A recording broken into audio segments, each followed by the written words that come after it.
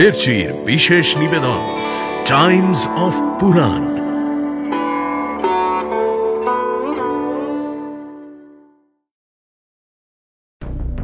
তুমি জয়ী হও অর্জুন।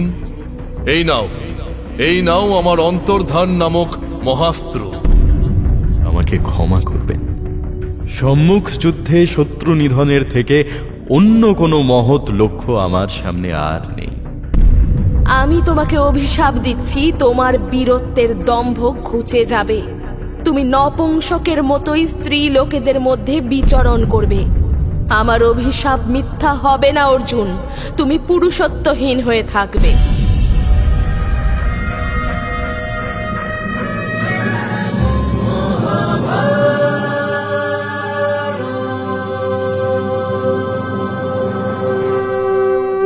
মহাভারত চিরকালের চিরনতুন। মহর্ষি বেদব্যাস রচিত মহাকাব্য মহাভারতের বাংলা অনুবাদ করেছেন হরিদাস সিদ্ধান্ত বাগীশ, কালীপ্রসন্ন সিংহ, রাজশেখর বসু সহ অনেক বিদগ্ধ পণ্ডিত। সেই সব জনপ্রিয় অনুবাদ এবং প্রচলিত ভাষ্যকে ভিত্তি করে সহজ ভাষায় মহাভারতের নাট্যরূপ দেওয়া হল শুধুমাত্র আপনার জন্য। প্রযোজনা প্যাস্টেল এন্টারটেইনমেন্ট। কিরাতরূপী মহাদেবের সঙ্গে তীব্র যুদ্ধে পরাজিত হল অর্জুন। অর্জুনের বীরত্ব এবং অধ্যবসায় সন্তুষ্ট মহাদেব স্বরূপ ধরে দেখা দিলেন তাকে। পাশুপত অস্ত্রের অধিকারও দিলেন তিনি। সেই অস্ত্র লাভ করার পর বিশ্ব চরাচর যেন তাঁর চোখের সামনে কাঁপতে লাগল। তারপর স্বয়ং পরমেশ্বর মহারুদ্র শিবের কাছ থেকে পাশুপত অস্ত্রের অধিকার লাভ করার পরে অর্জুন এখনো সম্পূর্ণ প্রকৃতিস্থ হতে পারেনি। মহাদেবের করস্পর্শে তার শরীর থেকে সমস্ত যন্ত্রণা নিঃশেষ হয়ে গেছে। কিরাতবেশী শিব শম্ভুর হাতে প্রচণ্ড পীড়নের ফলে যে ক্ষতের সৃষ্টি, সেসবও নির্মূল হয়ে গেছে। অর্জুন এখন সম্পূর্ণ নির্ভার, নিঃসংশয়। মহাদেবের চরণে মাথা রেখে প্রণাম করে তার মুখের দিকে তাকিয়ে স্থির শান্ত মনে দাঁড়িয়ে আছে সে। মহাদেব তাকে আশীর্বাদ করে বললেন, পুত্র, তুমি স্বর্গলোকে গমন করো। যথা আজ্ঞা প্রভু। আপন শক্তি পার্বতীকে নিয়ে মহাদেব ক্রমশ আকাশপথে মিলিয়ে যেতে থাকলেন। নিষ্পলকে হাত জোড় করে বিভোর হয়ে সেদিকে তাকিয়ে রইল অর্জুন। মনে মনে ভাবতে লাগল, পিনাকধারী ত্রিলোচন বরদাতা মহাদেবকে সচক্ষে প্রত্যক্ষ করলাম। আমি এখনো বিশ্বাস করতে পারছি না। আমি ধন্য হয়েছি। জগতের সমস্ত শত্রু আমার কাছে বিজিত হয়েছে। সাক্ষাৎ মহাদেবের স্পর্শ পেয়েছি আমি। আমার আর জয় করার মতো কিছুই অবশিষ্ট নেই। সমস্ত সাধনায় সিদ্ধ হয়েছি আমি। আমার আর কিছু চাওয়ার নেই। মনে মনে নিজের সৌভাগ্যের কথা চিন্তা করছে অর্জুন। এমন সময় চারিদিক আলো করে এক মনোহর দেবমূর্তি প্রকাশিত হলেন। তার অঙ্গের বর্ণ হল বৈদুর্যমণির মতো। বিভিন্ন ধরনের জলচরেরা তাকে বেষ্টন করে রয়েছে। তিনি হাঁটছেন, নদ নদী সমুদ্রের আলোড়ন উঠছে তাকে ঘিরে। গভীর কণ্ঠে অর্জুনকে আহ্বান করলেন তিনি। বৎস অর্জুন, আমি জল এবং জলচরদের দেবতা বরুণ। তোমাকে আশীর্বাদ করতে এসেছি বৎস। এ জগতে তোমার চেয়ে শ্রেষ্ঠ বীর আর কেউ হবে না। তোমার গান্ডীব ধনুক অক্ষয় হোক অর্জুন।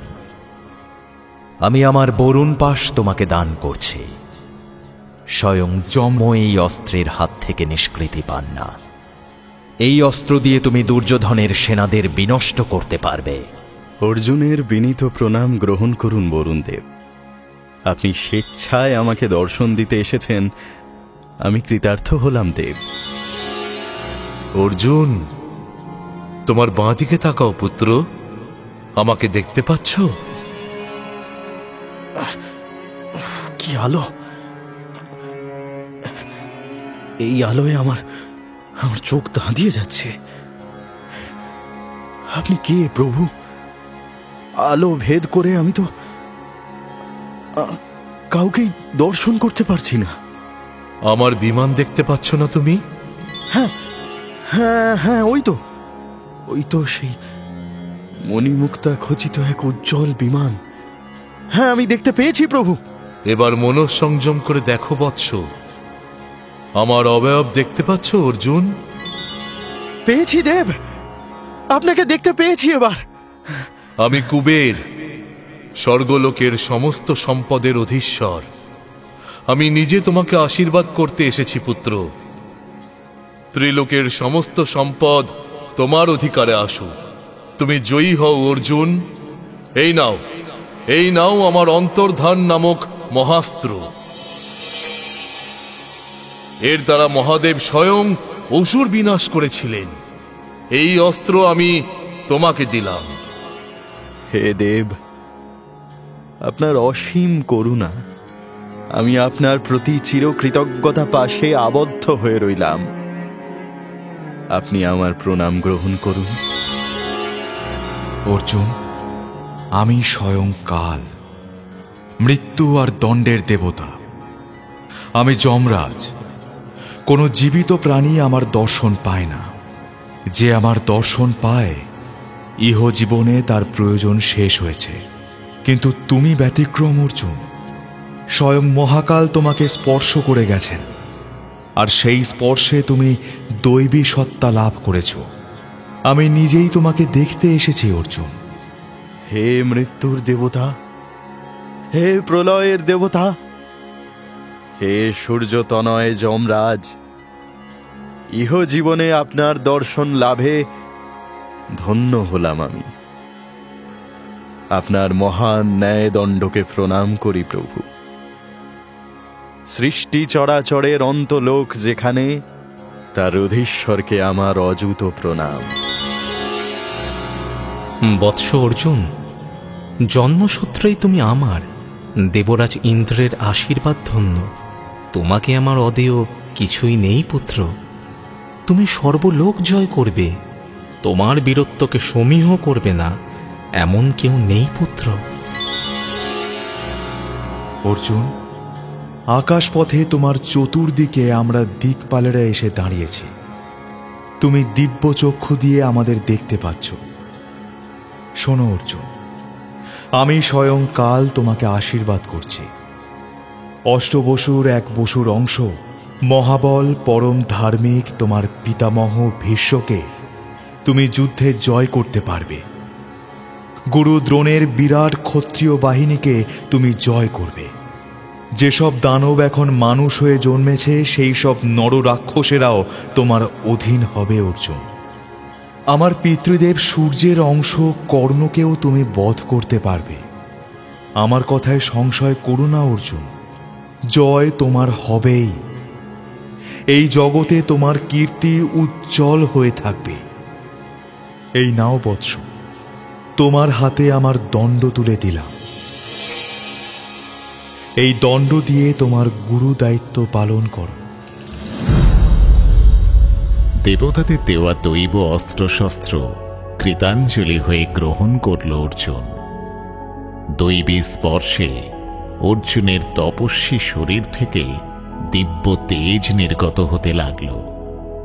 দেবতাদের ভূমিষ্ঠ হয়ে প্রণাম করল সে। অর্জুনকে আশীর্বাদ করে অন্যান্য দেবতা অন্তর্ধান করার পরে দেবরাজ ইন্দ্র তাকে বললেন, মহাবাহু অর্জুন, তুমি সনাতন ঈশ্বরের অংশ। সেই কঠিন তপস্যার পরমা সিদ্ধিরূপে সাক্ষাৎ দেবত্ব লাভ করেছ তুমি। পৃথিবীকে পাপমুক্ত করার জন্য তোমাকে গুরু দায়িত্ব বহন করতে হবে বৎস। আর তার জন্য তোমাকে স্বর্গে আরোহণ করতে হবে। আমার সারথী মাতলি তোমার জন্য রথ নিয়ে আসবে অর্জুন। স্বর্গরাজ্যে যাওয়ার জন্য প্রস্তুত হও পুত্র, সেখানেই সকল অস্ত্র তোমার হাতে তুলে দেব অর্জুন। আমি ধন্য হলাম দেবরাজ, আপনার আশিসে আমি কৃতার্থ হলাম। বাক্য, ফল এবং জল দিয়ে দেবরাজ ইন্দ্রকে যথা নিয়মে সম্মান জানাল অর্জুন। তুষ্ট এবং প্রসন্ন হয়ে অর্জুনকে আশীর্বাদ করে তার আপন শক্তি শচী দেবী সহ অমরাবতীতে প্রস্থান করলেন দেবরাজ। যোগারূঢ় অর্জুন নিজের মনকে একাগ্র করে স্থির হয়ে ইন্দ্রের রথের জন্য প্রতীক্ষা করতে লাগল। কিছুক্ষণ পরেই মেঘ গর্জনের মতো গুরু গুরু ধ্বনি শুনতে পেল অর্জুন। ক্রমে সেই ধ্বনিতে আকাশ বাতাস পরিপূর্ণ হয়ে উঠল। চারদিক বিদীর্ণ করে সমস্ত অন্ধকার অপসারণ করে বায়ুর চেয়েও তীব্রগামী ইন্দ্রের রথখানি অর্জুনের সামনে নামিয়ে আনল মাতলি। সেই রথের কাছে এসে অর্জুন বিস্ময়ে বিভোর হয়ে গেল। রথের ভেতরে রয়েছে ভীষণ দর্শন তরবারি, ভয়ঙ্কর গদা, অলৌকিক প্রাস, মহাপ্রভাশালী বিদ্যুৎ, কঠিন বজ্র, বায়ুর সাহায্যে গোলা নিক্ষেপ করে এমন বৃহৎ কামান, বিশাল দেহে ভয়ঙ্কর সর্প, পর্বতের মতো রাশিকৃত পাথর। সেই রথ অশ্বচালিত হলেও অশ্বের সঙ্গে আরো 10,000 চালক যন্ত্র সেখানে যোগ করা হয়েছে। স্বর্ণভূষণে সজ্জিত দেবরাজ ইন্দ্রের সারথী মাতলিকে দেখে অর্জুনের মনে হল এই সারথীও বুঝি কোনো দেবতা। মাতলিকে তাই সসম্ভ্রমে অভিবাদন জানাল অর্জুন। হে বীর মাতলি, অর্জুনের অভিবাদন গ্রহণ করুন। ইন্দ্রনন্দন অর্জুন, আপনাকেও মাতলির নমস্কার। দেবরাজ আপনাকে দেখতে চান, তাই তার নিজের রথখানি আপনার জন্য তিনি পাঠিয়ে দিয়েছেন। আপনি শীঘ্রই এই রথে আরোহণ করে দেবলোকে গমন করুন। আপনার পিতা আপনার জন্য বিশেষ গর্বিত। তিনি আমাকে বলেছেন যে সেই দেবলোকের দেবতারা সকলেই আপনার কীর্তি সম্পর্কে বিশেষভাবে অবগত আছেন। এখন তারা স্বচক্ষে আপনাকে দেখতে চান। দেবতারা এক সাধারণ মানুষের দর্শনের প্রত্যাশী? এ কি আশ্চর্য কথা শোনালেন মাতলি। হে অর্জুন, আপনি সাধারণ নন, আর আপনি শুধুমাত্র মনুষ্য শ্রেণীর মধ্যে পড়েন না। আপনার দৈবী সত্তা রয়েছে। জগৎপালক নারায়ণের বিষ্ণু তেজ আপনার মধ্যে আছে। আপনার পিতা তাই আপনার জন্য দৈবী অস্ত্রের সম্ভার নিয়ে অপেক্ষা করছেন। মর্তলোক থেকে সশরীরে দেবলোকে যাওয়ার ক্ষমতা সকলের থাকে না, আপনার আছে। তাই দেবরাজ আপনার জন্য অপেক্ষা করছেন। দেবলোকের অস্ত্র লাভ করে আপনি আবার মর্তে ফিরে আসবেন। আসুন অর্জুন, আপনাকে এখন অমরাবতীতে নিয়ে যাই। না না মাতলি, এই রথে আগে আপনি উঠুন। অসংখ্য রাজসূয় এবং অশ্বমেধ যজ্ঞ করার পুণ্য থাকলে তবে এই রথে আরোহণ করা যায়। কঠিন তপস্যা ব্যতীত এই রথ দর্শন করাও দুঃসাধ্য। এই রথে আরোহণ করা তো দূরস্থান, একে স্পর্শ করার যোগ্যতাও আমার নেই মাতলি। অনুগ্রহ করে আপনি এই রথে আসীন হয়ে অশ্বগুলিকে স্থির করুন। তারপর পুণ্যার্থীর মতো আমি আপনাকে অনুসরণ করব।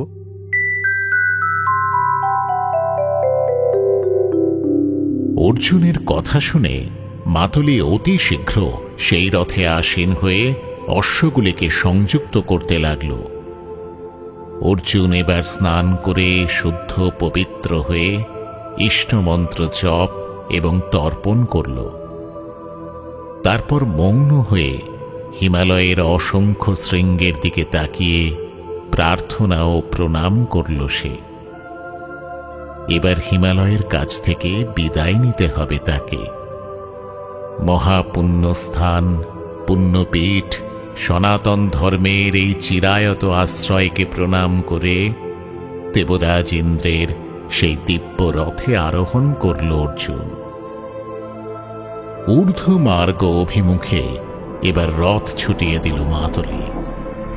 ক্রমে ক্রমে পৃথিবীর দৃষ্টিপথের বাইরে চলে যেতে থাকল অর্জুন। এ যেন সম্পূর্ণ নতুন এক জগৎ। জগৎ না বলে তাকে অবশ্য মহাশূন্য বলা চলে। না, সেখানে এই পৃথিবীর মতো কোনো সূর্যালোক নেই, তবু সেখানকার সমস্ত অস্তিত্ব আপন আপন প্রভায় দীপ্তিমান হয়ে রয়েছে। তারা প্রত্যেকেই তেজময় এবং জ্যোতির্ময়। পৃথিবী থেকে এই মহাশূন্যের কোনো আভাসই চোখে দেখা যায় না। না, সে জায়গা জনহীন নয়। ঊর্ধ্বমার্গের বিভিন্ন লোক পেরিয়ে মাতলি ক্রমে দেবলোকের দিকে চলল। অর্জুন দেখতে পেল বহু রাজর্ষি, সিদ্ধ পুরুষ, যুদ্ধে নিহত বীর পুরুষেরা তাদের আপন আপন গতি অনুসারে সেই সব লোকে বিচরণ করছে। গন্ধর্ব, যক্ষ, ঋষি ও অপ্সরাদেরও দেখতে পেল অর্জুন। ঊর্ধ্বমার্গের সেই আশ্চর্য প্রভা দেখে বিস্মিত হয়ে সে জিজ্ঞাসা করল, হে দেবসারথী, এই ঊর্ধ্বভূমিকে ভূতল থেকে কেন দেখা যায় না? কোন মায়া বলে এই ভূমি সম্পূর্ণ অদৃশ্য হয়ে থাকে? এই ভূমি সম্পূর্ণভাবে চোখের আড়ালে থাকে না অর্জুন। আপনি পৃথিবী থেকেও এর কিছু অংশ দেখতে পেয়েছেন। শূন্যের বুকে বিন্দু বিন্দু নক্ষত্রের মতো যে ক্ষীণ আলো বহুদূর থেকে আপনার দৃষ্টিগোচর হয়েছিল একদিন, সেই অসংখ্য আলোকবিন্দুই আসলে অসংখ্য লোক। তাদেরই এখন স্বমহিমায় ভাস্বর রূপে দেখতে পাচ্ছেন। এদেরই আপনি পিতৃলোক, চন্দ্রলোক, সূর্যলোক নামে চেনেন।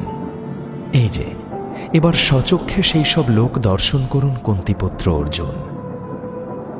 বিভিন্ন লোক অতিক্রম করে মাতুলির রথ এবার অর্জুনকে নিয়ে রাজর্ষি লোকে এসে উপস্থিত হল। অর্জুন দেখল কৈলাস পর্বতের মতো বিশাল 4টি দন্তযুক্ত শ্বেতবর্ণ বিজয়ী হস্তি এক অপূর্ব তরুণীর সম্মুখে তাকে স্বাগত জানাচ্ছে। মাতুলি বলল, মহাবীর অর্জুন, এই হল অমরাবতী, দেবরাজ ইন্দ্রের আপন লোক। চরাচরের মধ্যে সুন্দরতম এই অমরাবতীতে আপনাকে স্বাগত জানাই। অমরাবতী? নন্দনকানন? আগে হ্যাঁ কুন্তি নন্দন, আপনি নন্দনকাননও দর্শন করতে পারবেন। ওই দেখুন, কঠোর তপস্যায় সিদ্ধ সাধকরা এই অমরাবতীতে কেমন স্বচ্ছন্দে বিহার করছেন। যেসব রাজা অসংখ্য রাজস্ব ও যজ্ঞ করার পুণ্য লাভ করেছেন, সেই রাজারাও এখানে সুখে বসবাস করেন। আর ওই যে মহাবীর অর্জুন, ওই দেখুন ইন্দ্রপুরী নন্দনকানন। সকল ঋতুই এখানে সুন্দর, সকল ঋতুতেই এখানে ফুল ফল সজ্জিত থাকে। অপূর্ব তাদের রূপ, আশ্চর্য তাদের সুবাস। স্বর্গের শ্রেষ্ঠ অপ্সরারা এই নন্দনকাননে বিহার করেন। মাতুলি তাকে নিয়ে যতই ইন্দ্রপুরীর দিকে অগ্রসর হতে লাগল, ততই নানা বাদ্যযন্ত্রের মধুর আওয়াজ, নূপুর ধ্বনি ইত্যাদি নানাবিধ শব্দ অর্জুনের কানে আসতে লাগল। সেসব ধ্বনিতে তার ক্লান্তি কেটে গেল। মনে এক দিব্য স্ফূর্তির সঞ্চার হল। হৃষ্টচিত্তে সেই সব গানের উৎস খুঁজতে খুঁজতে আশ্চর্য সুরেলা কণ্ঠের গন্ধর্ব ও কিন্নর দলকে দেখতে পেল সে। তারাই বাদ্য বাজিয়ে গান করছে, অপ্সরারা নৃত্য করছে। স্বর্গের এই অদ্ভুত শোভা দেখতে দেখতে দেবরথা নামে এক নক্ষত্র পথে এসে উপস্থিত হল অর্জুন। সেখানে আসার সঙ্গে সঙ্গে সিদ্ধ তপস্বী, অপ্সরাগণ সকলে মিলে মাথা নত করে অর্জুনের স্তব করতে লাগল। কেউ বা শঙ্খধ্বনি করতে লাগল, কেউ আবার দুন্দুভি বাজাতে লাগল। সেই নক্ষত্র পথে অষ্টবসু, 11 রুদ্র, 12 আদিত্য, দেবর্ষি নারদ, রাজর্ষি দিলীপ এবং হাহা ও হুহু নামে দুজন গন্ধর্বকে দেখতে পেল অর্জুন। তারপর সেই নক্ষত্রলোক পেরিয়ে অর্জুনকে নিয়ে ইন্দ্রপুরীর দ্বারে এসে উপস্থিত হল মাতলি। অর্জুন রথ থেকে অবতরণ করতেই চতুর্দিকে তার বন্দনা শুরু হল। ইন্দ্রের অনুচর এবং স্বর্গের যক্ষগণ অর্জুনকে দেবরাজ ইন্দ্রের রাজসভায় নিয়ে গেল। আপন সভায় সুবর্ণ সিংহাসনে উজ্জ্বল জ্যোতি বিকিরণ করে বসে আছেন দেবরাজ। দুজন সেবক তার মাথার উপরে একখানি শুভ্র ছত্র ধরে আছে। দুজন অপ্সরা চামর ব্যজন করছে। বিশ্বা বসু প্রমুখ গন্ধর্বেরা বেদ পাঠ করছে। মহাবীর শত্রুহন্তা ঋষি সেবিত দেবরাজ ইন্দ্রকে অর্জুনের আভূমি প্রণাম। এসো অর্জুন, এসো এসো, আমার এই অমরাবতীতে তোমাকে স্বাগত জানাই পুত্র। আমার এই ইন্দ্রপুরীর সকল অধিবাসী তোমাকে স্বচক্ষে দেখবেন বলে অধীর আগ্রহে অপেক্ষা করছেন। অর্জুন, তুমি একমাত্র বীর যে সশরীরে ইন্দ্রপুরীতে প্রবেশ করার পুণ্য অর্জন করেছ। তোমার তুল্য পুণ্যবান এবং মহাবীরই এই ইন্দ্রপুরীর যোগ্য। যতদিন ইচ্ছা করো আমার এই অমরাবতীর সুখ ঐশ্বর্য সকল ভোগ করো অর্জুন। এখানে তোমার অবারিত দ্বার। আমার যা অধিকার, ইন্দ্রপুরীর সেই সকল অধিকার এবার আমি তোমাকে অর্পণ করলাম পুত্র। এসো এসো পুত্র, আমার এই আসনে আমার পাশে এসে অধিষ্ঠান করো অর্জুন।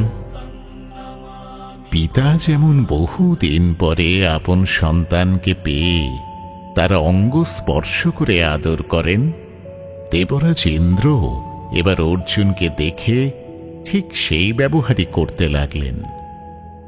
অর্জুনের গান্ডীব ধরা হাতকে পরম যত্নে স্পর্শ করলেন তিনি। অস্ত্রজনিত ক্ষতস্থানগুলিতে পিতার স্নেহে উপশম বুলিয়ে দিতে লাগলেন। হাসি মুখে নির্নিমেষে অর্জুনকে দেখেও যেন তৃপ্ত হলেন না দেবরাজ। অনিমেষ নয়নে বারংবার তাকে দেখতে লাগলেন। ইন্দ্রের সভায় এবার অপ্সরাদের নৃত্য এবং গন্ধর্বদের গীত শুরু হল। ঘৃতাচি, মেনকা, রম্ভা, উর্বশী, মিশ্রকেশী, গোপালী, চিত্রসেনা প্রমুখ অপ্সরা যে কোনো সাধু মহাত্মাদেরও চিত্তবিনোদনে পারঙ্গম। তাদের মোদির কটাক্ষ মন বুদ্ধি হরণ করে নেয়। দেবরাজের নির্দেশে এবং অর্জুনের সম্মানার্থে এই স্বর্গীয় নৃত্যগীতে দেবতারাও অংশ নিলেন। তারপর গন্ধর্বদের সঙ্গে মিলে উত্তম অর্ঘ্য নিয়ে অর্জুনকে দেবগণ বরণ করে নিলেন।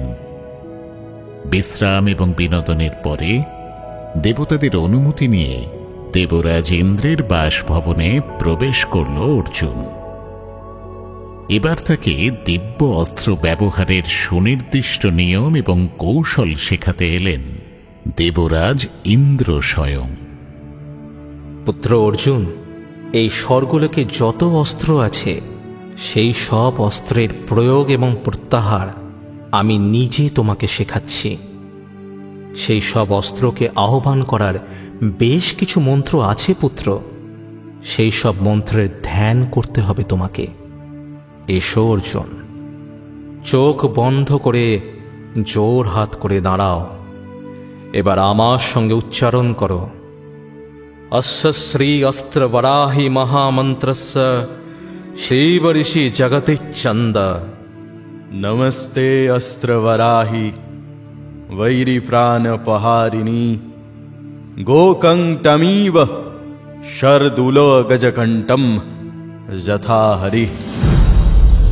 ইন্দ্রের কাছ থেকে সমস্ত দিব্যাস্ত্র ব্যবহারের রীতিনীতি শিখল অর্জুন।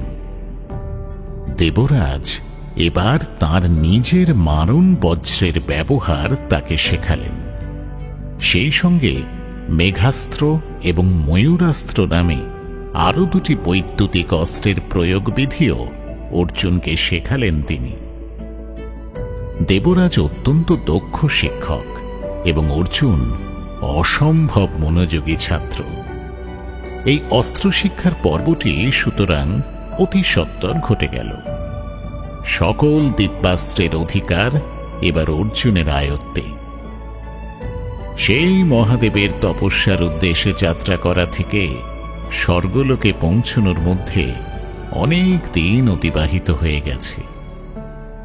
এবার তার ভ্রাতাদের জন্য কাতর হয়ে পড়ল অর্জুন। আমার সব শিক্ষাই তো সম্পূর্ণ হয়েছে দেবরাজ, এবার কৃপা করে আমাকে মর্তে ফিরে যাওয়ার আজ্ঞা দিন। অর্জুন, শিক্ষা কি কখনো সম্পূর্ণ হয়? তোমার আরো কিছু শিক্ষা এখনো যে বাকি আছে পুত্র। আমার অধীত বিদ্যা এবং জ্ঞানের বাইরে দিব্যলোকে আরো কিছু অস্ত্র বাকি আছে দেবরাজ। অর্জুন, তোমার অস্ত্র শিক্ষা সমাপ্ত হয়েছে। তুমি এখন গন্ধর্বরাজ চিত্রসেনের কাছে বাদ্য, গীত এবং নৃত্যের প্রশিক্ষণ নেবে। যে সকল বাদ্য শুধুমাত্র স্বর্গেই রয়েছে, এখনো মর্তবাসীরা তাদের কথা জানে না, সেই সকল বাদ্যে পারদর্শী হয়ে ওঠো তুমি। এতে তোমার মঙ্গল হবে বৎস। আপনার আদেশ আমার শিরোধার্য দেবরাজ, কিন্তু আমাকে ক্ষমা করবেন। সম্মুখ যুদ্ধে শত্রু নিধনের থেকে অন্য কোনো মহৎ লক্ষ্য আমার সামনে আর নেই। অর্জুন, তুমি বীর, বীরের সকল ধর্মই তুমি পালন করবে, কিন্তু এখনো আরও কিছুকাল তোমাকে এই স্বর্গলোকে বাস করতে হবে পুত্র। তাই আমি চাই স্বর্গলোকে সকল বিদ্যাই তোমার আয়ত্তে থাকুক। যথা আজ্ঞা দেবরাজ। মাতা কুন্তী এবং বাকি 4 পাণ্ডবের অদর্শনে কাতর হয়ে আছে অর্জুন। সেই সঙ্গে দেবলোকের অস্ত্র সম্পদ আয়ত্ত করার আনন্দেও সে উদ্বেল। এই অবস্থায় তার একান্ত প্রিয়জন মহারাজ যুধিষ্ঠিরের কাছে সত্বর পৌঁছতে চায় অর্জুন। দ্রৌপদীর অপমানকারী দুঃশাসন এবং শকুনিকে শাস্তি দিতে চায় সে, কিন্তু দেবরাজের আদেশ ভিন্ন। তার ভ্রাতাদের কাছে ফিরে আসা তো সম্ভব নয়। সুতরাং মনে মনে চঞ্চল হয়ে উঠলেও চিত্রসেনের কাছ থেকে কলাবিদ্যার শিক্ষা নিতে শুরু করল সে। ধা তেরে কেটে তাকে তেরে কেটে, ধা তেরে কেটে তাক তা তেরে কেটে, ধা তেরে কেটে তাক তা তেরে কেটে। সাধু সাধু, যুদ্ধবিদ্যার মতো কলাবিদ্যাতেও তুমি শ্রেষ্ঠ হয়ে উঠেছ অর্জুন। দেবলোকের এই অসামান্য কলাবিদ্যা তোমার হাত ধরেই মর্তলোকে প্রচারিত হোক ধনঞ্জয়। অর্জুন যখন দেবরাজ ইন্দ্রের ভবনে বাস করছে, সেই সময় একদিন দেবরাজের মনে হল অর্জুন বোধহয় স্বর্গের শ্রেষ্ঠ অপ্সরা উর্বশীকে মনে মনে কামনা করে। এই কথা ভাবার সঙ্গে সঙ্গে গন্ধর্বরাজ চিত্রসেনকে ডেকে পাঠালেন দেবরাজ।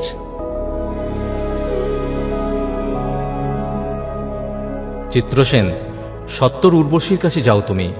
তাকে গিয়ে বলবে আমার আদেশে সে যেন পুরুষ শ্রেষ্ঠ অর্জুনের সন্তোষ বিধান করে। যথা আজ্ঞা দেবরাজ। দেবরাজ ইন্দ্রের আদেশ পাওয়া মাত্র গন্ধর্বরাজ চিত্রসেন বায়ুর চেয়েও দ্রুত বেগে অপ্সরা উর্বশীর ভবনে গিয়ে উপস্থিত হল। উর্বশীকে যথাযোগ্য সম্মান জানিয়ে চিত্রসেন বলল, হে সুন্দরী, আমি দেবরাজের বার্তা নিয়ে তোমার কাছে এসেছি। কুন্তীপুত্র অর্জুন এখন দেবলোকের সম্মানীয় অতিথি হয়ে আছেন। দিব্যাস্ত্র প্রয়োগে এবং স্বর্গীয় নৃত্য গীতে তিনি অত্যন্ত নিপুণ হয়ে উঠেছেন, আর রূপে তিনি সাক্ষাৎ কন্দর্প। ত্রিজগতে এমন কোনো গুণ নেই যা অর্জুন আয়ত্ত করেননি। দেবরাজ মনে করেন যে মর্তের সেই পুরুষ শ্রেষ্ঠ তোমার প্রতি অনুরক্ত হয়েছেন। সুতরাং তুমি অচিরেই তার প্রণয় কামনা পূর্ণ করো। তোমার প্রতি দেবরাজের এই আদেশ। এ তো আমার পরম সৌভাগ্য। পুরুষ শ্রেষ্ঠ অর্জুনকে কে না কামনা করে। আমি নিজেও অর্জুনের সঙ্গপ্রার্থিনী। দেবরাজের আজ্ঞা আমি অচিরেই পালন করব। চিত্রসেন বিদায় নিলে স্বর্গের শ্রেষ্ঠ সুন্দরী উর্বশীর হৃদয় পটে এবার অর্জুনের পৌরুষ চিরতরে আঁকা হয়ে গেল। অর্জুনকে ভাবতে ভাবতে মোহিত হয়ে গেল সে। নিজের রূপ লাবণ্য যেন আরো বহুগুণ প্রস্ফুটিত হয়ে উঠল। নির্মল সুগন্ধযুক্ত ধারা জলে স্নান করল উর্বশী। তারপর তাকে অচিন্তনীয়ভাবে সজ্জিত করে তোলার আদেশ দান করল সখীদের। গন্ধে পুষ্পে মাল্যে চন্দনে ভূষিত হয়ে নানাবিধ রত্নালঙ্কারে সেজে রাত্রির প্রতীক্ষা করতে লাগল উর্বশী। সন্ধ্যা উত্তীর্ণ হয়ে এবার নিঃশব্দ চরণে রাত্রি নেমে এলো। জ্যোৎস্নালোকে আকাশ ভেসে যাচ্ছে। মনোহর বেশভূষায় নিজেকে আরো সুন্দরতর এবং মোহময়ী করে তুলে অর্জুনের উদ্দেশ্যে তার অভিসার যাত্রা শুরু করল উর্বশী।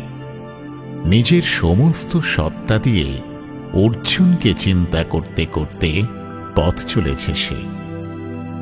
তার নূপুরের ধ্বনিতে আজ এক নবতর উচ্ছ্বাস জেগে উঠছে। সেই চাপল্যের শব্দে স্বর্গের তপস্বীদের হৃদয়েও মুহুর্মুহু কম্পন উঠছে। উর্বশীর অবশ্য কোনো দিকেই লক্ষ্য নেই। অল্প মদিরা পান করে একটি অত্যুজ্জ্বল নীল বস্ত্রে নিজেকে আরো মোহময়ী করে তুলে একমুখী হয়ে ইন্দ্রের ভবনের দিকে চলেছে সে, যেখানে তার জন্য অর্জুন অপেক্ষায়। অমরাবতীর যে ভবনে অর্জুন রয়েছে তার দ্বারে এবারে এসে দাঁড়াল উর্বশী। তার উদ্ধত যৌবনের হিল্লোল দেখে প্রহরীর আর কিছু বুঝতে বাকি রইল না। দ্রুতবেগে গিয়ে অর্জুনকে সংবাদ দিল সে। এই নিশাকালে উর্বশীর আগমনের সংবাদ পেয়ে আশ্চর্য হয়ে তার কাছে এসে দাঁড়াল অর্জুন। দেবী, আপনি অপ্সরাদের মধ্যেও প্রধানা। আপনার চরণে মাথা রেখে প্রণাম করছি আমি। আপনার দাস উপস্থিত। আমার প্রতি কি আদেশ আপনার দেবী? এ আপনি কি বলছেন অর্জুন? আমি আপনাকে কামনা করে এই ভবনে এসেছি, এ কথা কি আপনি জানেন না? ছি ছি দেবী, প্রার্থনা করছি আপনি আপনি আপনার এই কামনা সংবরণ করুন। এ কথা শুনলেও যে আমার পাপ হবে। পাপ? গন্ধর্বরাজ চিত্রসেনের কথা আপনি শোনেননি অর্জুন?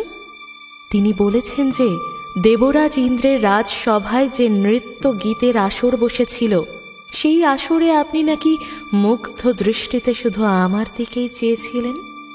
দেবরাজ স্বয়ং সেই ঘটনা লক্ষ্য করেছেন, আর তারপরেই তিনি আমাকে আপনার কামনা পূরণ করার আদেশ দিয়েছেন। আমি আপনার সম্পর্কে সকল কথাই জানি। আপনার রূপ এবং গুণ আমাকেও প্রবলভাবে আকৃষ্ট করেছে।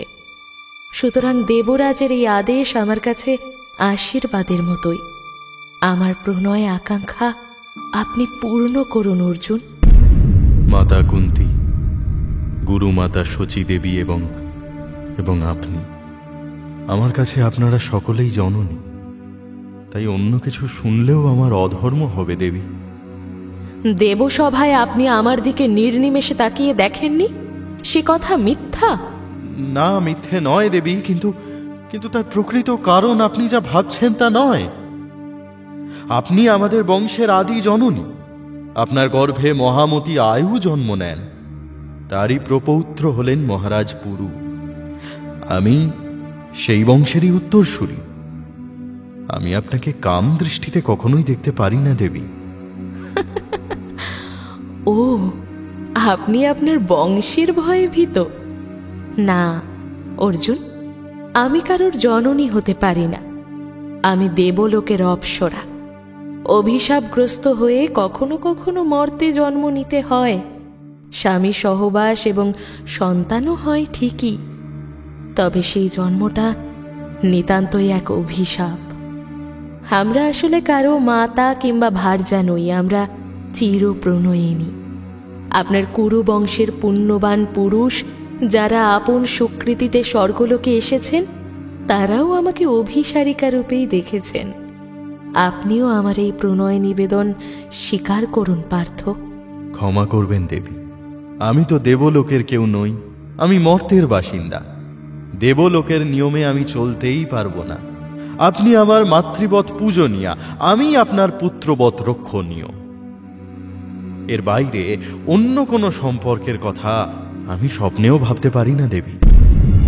অর্জুন, আমি তোমার প্রণয় প্রার্থনা করেছিলাম, তুমি আমাকে ফিরিয়ে দিলে। তোমার পিতা দেবরাজ ইন্দ্রের আদেশও তুমি শুনলে না। তুমি নপুংসকের মতো আচরণ করলে অর্জুন।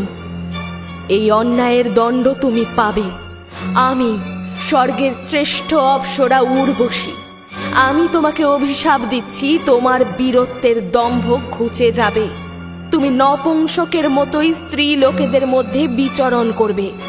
আমার অভিশাপ মিথ্যা হবে না অর্জুন, তুমি পুরুষত্বহীন হয়ে থাকবে। অর্জুনকে অভিশাপ দিয়ে নিজ ভবনের পথে ফিরে গেল উর্বশী।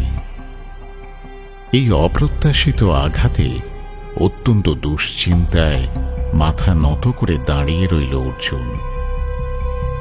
বিষণ্ণ ভারাক্রান্ত হৃদয়ে সেই রাত পার করে পরদিন প্রভাতেই চিত্রসেনের কাছে গিয়ে সকল কথা নিবেদন করল অর্জুন। তাকে শান্ত করে চিত্রসেন তখনই দেবরাজ ইন্দ্রের দরবারে গিয়ে তাকে সমস্ত কথা খুলে বলল। অর্জুনের শোক এবং দুশ্চিন্তার যথাযথ বর্ণনাও দিল সে। মৃদু হাস্য করে সভা থেকে উঠে গেলেন দেবরাজ ইন্দ্র। তারপর এক নির্জন স্থানে অর্জুনকে আহ্বান করলেন তিনি। পুত্র অর্জুন, মনুষ্যগণ তপবলে যা পায় না, তুমি সেই অসীম ধৈর্য অর্জন করেছ। জন্মাবধি তুমি দৈব গুণে গুণান্বিত, তুমি নির্ভীক এবং মহাবীর। তাহলে অপ্সরা শ্রেষ্ঠা উর্বশীর অভিশাপ কেন বিচলিত করল তোমাকে বৎস? হে দেবরাজ, আমি যদি পুরুষত্বহীন হয়ে পড়ি, তাহলে আমার বীরত্ব, দিব্যাস্ত্র, আমার শিক্ষা সবই তো মিথ্যে হয়ে যাবে প্রভু। মহাযুদ্ধে আমি জয়লাভ করতে পারবো না, আমার শত্রুদের আমি ধ্বংস করতে পারবো না। এই আতঙ্কেই তো বিচলিত হয়ে পড়েছি দেবরাজ। কৃপা করে আমাকে পরিত্রাণের উপায় বলে দিন প্রভু। না অর্জুন, তোমার এই আতঙ্কের কোনো কারণ নেই পুত্র। তুমি অধীর হয়েও না। তাহলে তাহলে দেবী উর্বশীর অভিশাপ বিফলে যাবে? না, উর্বশীর অভিশাপের ফল তোমাকে ভুগতেই হবে, কিন্তু এই অভিশাপ তোমার জন্য মঙ্গলজনক হবে পুত্র। 12 বৎসর বনবাসের পর 13 বৎসরটা তোমাদের অতিবাহিত করতে হবে অজ্ঞাতবাসে। সেই সময় নপুংসকের বেশে নৃত্য গীত করে নিজেকে গোপন করতে পারবে তুমি। 1 বৎসর কাল পরে তোমার শাপক্ষয় হবে এবং পুনরায় তোমার পুরুষত্ব লাভ করতে পারবে পুত্র। তাই বৃথা শোক করো না। আপনার অসীম করুণা দেবরাজ, আমার চিত্ত এবার শান্ত হল। আপনাকে প্রণাম করি। দেখতে দেখতে স্বর্গলোকে 5 বছর অতিবাহিত হল। অর্জুনের অদর্শনে পাণ্ডবদের মনেও এবার বিরহ যন্ত্রণা তীব্র হচ্ছে। এমন সময় ত্রিলোক সিদ্ধ মহামুনি লোমশ স্বর্গলোকে এসে অর্জুনকে দেখে বিস্ময়ে বিমূঢ় হয়ে গেলেন। ওদিকে অর্জুনের অতুলনীয় কীর্তির সংবাদ হস্তিনাপুরেও পৌঁছল। মহারাজ ধৃতরাষ্ট্রের মনে আতঙ্কের মেঘ ঘনিয়ে এলো। কৌরবরা কি আবার কোনো নতুন ষড়যন্ত্রের জাল বুনবে? এবার তটস্থ হয়ে উঠল বিদুর। মহামন্ত্রী বিদুরের প্রতি আস্থা রাখতে না পেরে সারথী সঞ্জয়ের সঙ্গেই ভবিষ্যতের পরামর্শ শুরু করল ধৃতরাষ্ট্র। কাম্যক বনে হস্তিনাপুরের গুপ্তচরেরা কি শুনে এসেছিল সে খবর সবিস্তারে জানালো সঞ্জয়। সেই সঙ্গে অর্জুনের স্বর্গবিজয়ের সংবাদ শুনে মহারাজ ধৃতরাষ্ট্র প্রমাদ গুনলেন। ওদিকে অর্জুনের বিশেষ বার্তা নিয়ে ইন্দ্রলোক থেকে যুধিষ্ঠিরের কাছে আসছেন লোমশ মুনি। তারপর সেই কাহিনী নিয়েই ফিরে আসছি আগামী পর্বে। শুনলেন মহাভারত। মুখ্য ভূমিকায় ব্যাসদেব সঞ্জয় দত্ত, অর্জুন শায়ক আমান, মহাদেব স্নেহাদ্রি শেখর দাস, বরুণদেব স্পন্দন দাস, কুবের রামস্বরূপ গাঙ্গুলি, যম স্নেহাদ্রি শেখর দাস, ইন্দ্র সোমদর্শী। নাট্যরূপ মহুয়া ব্যানার্জি, শব্দগ্রহণ ও আবহ সত্যজিৎ সেন, শব্দ পরিকল্পনা ও মিশ্রণ সব্যসাচী মুখার্জি, পরিচালনায় শাওলি মজুমদার, সৃজনশীল পরিচালনা ইন্দ্রাণী চক্রবর্তী, প্রযোজনা প্যাস্টেল এন্টারটেইনমেন্ট। টাইমস অফ পুরাণ আপনার জন্য মির্চি বাংলা ইউটিউব চ্যানেল এবং গানা অ্যাপে।